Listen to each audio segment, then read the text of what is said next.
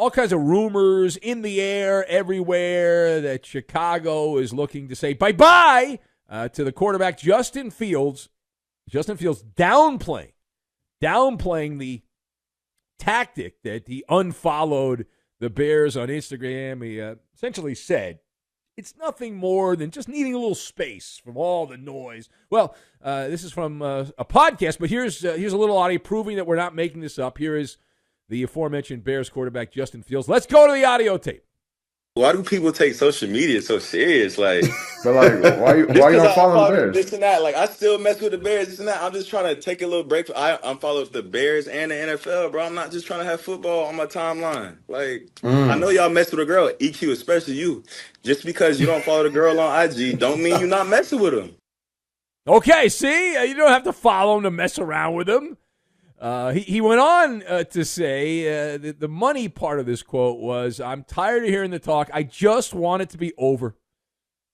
I just want it to be over. All right, so let us discuss the question. Justin Fields, quarterback of your Chicago Bears, saying that he would like the trade talk to be over with.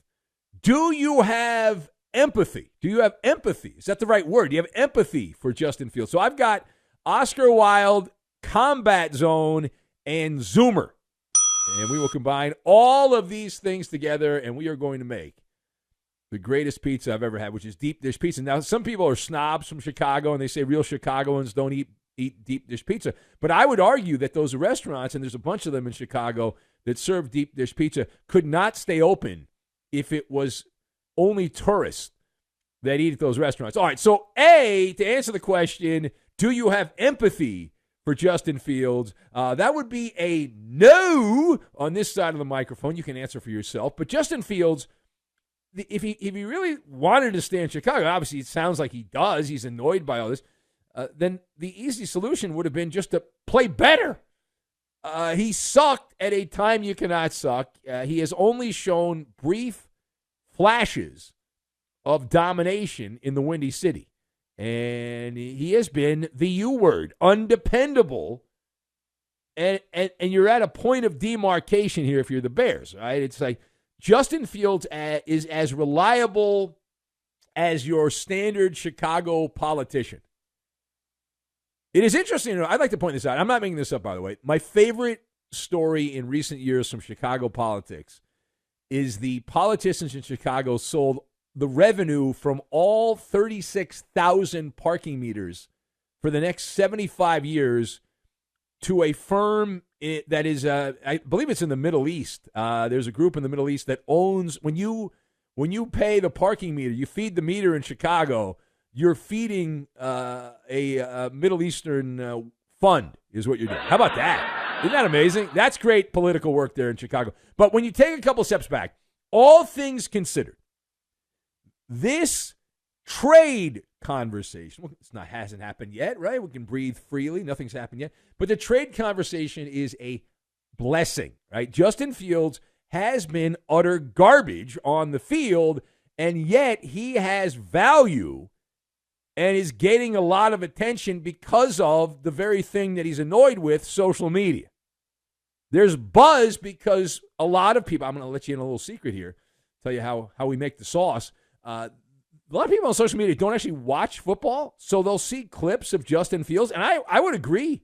Watching Justin Fields run around the field and a 15, 20-second highlight clip on social media, why would you not trade for him, right? Why would you not trade him? But it's a blessing because remember the words of the iconic, timeless, immortal Oscar Wilde. The only thing worse in life than being talked about is not being talked about. So enjoy the spotlight. Soak it up. I worked with a guy here on the TV show who all the guy would do was soak up attention. He was an attention whore. Be more like that. And Justin Fields, I bet you deep down he loves it. He loves it. He's just putting on an act here. All right, now, page 2. Fields, we actually played this year, the soundbite we played, Fields belly aching about the attention, if you were listening like 5 minutes ago, all the attention he got for unfollowing the Bears and the NFL. And as you heard in that soundbite that we played, he said he just doesn't want football on his timeline. Okay, so Justin Fields complaining about the attention the old school media gave his new media move. Right? He complained about that, unfollowing the Bears. Does he have a point? So he's got a point. It's not a good one. It's not a good point. It's a point, but it's not a good point. It's like a dull butter knife. In 2024, you and I both know, and so does Justin Fields, I would hope. I don't think he's a dope.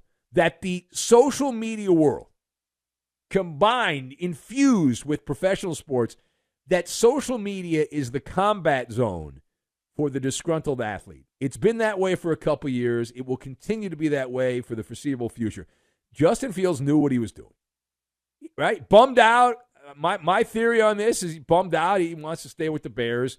He feels betrayal, and so he chose a nonviolent insurgency.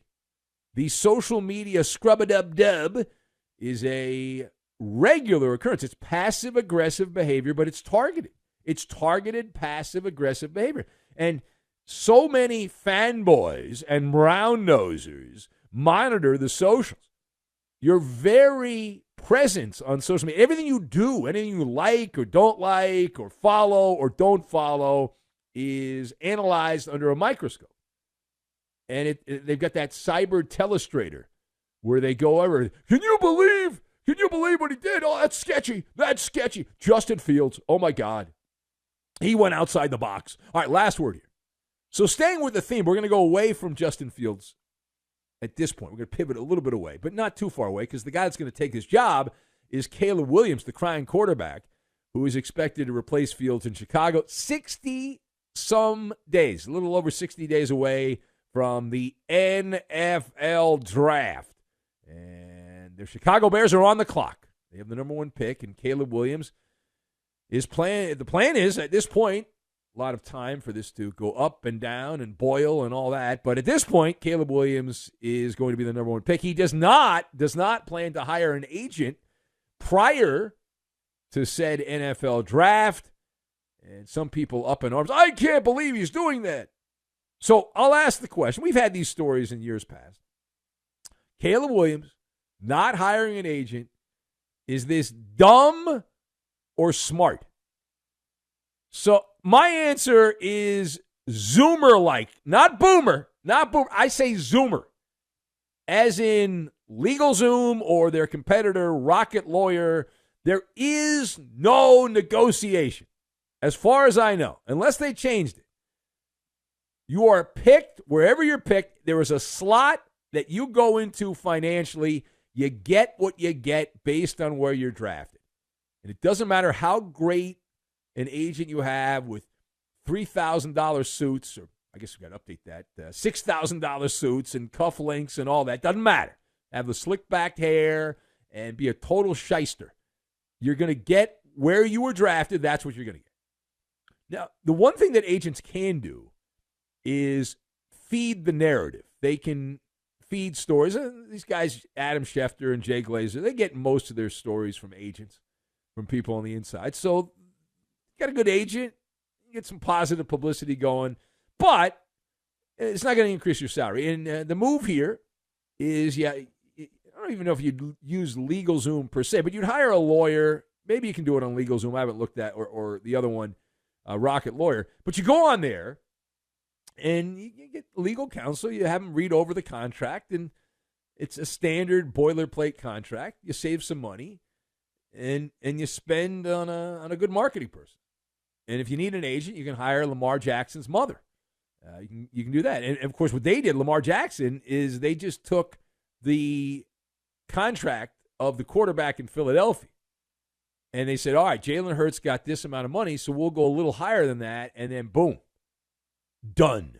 Dunskies, just like that. That's simple. Just paint by numbers. Paint by numbers.